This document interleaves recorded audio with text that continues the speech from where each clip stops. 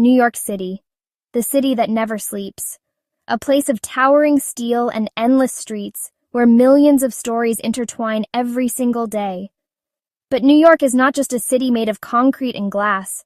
It is a psychological landscape, an evolving experiment in how urban design shapes the minds, the habits, and the emotions of those who live here.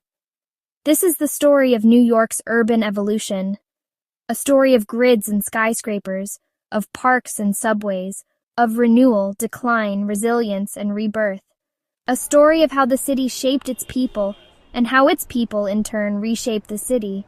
In 1811, city planners unveiled a radical vision, the Commissioner's Plan.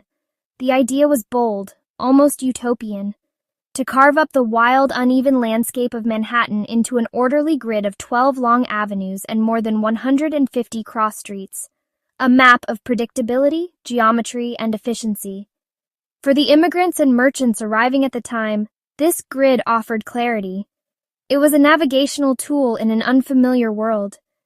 You didn't need to know a neighborhood deeply to find your way. You just needed an address, and the grid would take you there. But the grid was more than convenience. It created a psychology of blocks.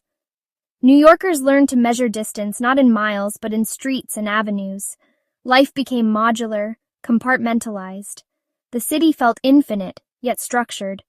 And while it gave freedom of movement, it also gave monotony, an endless march of right angles, a rhythm that shaped how New Yorkers saw their environment and themselves.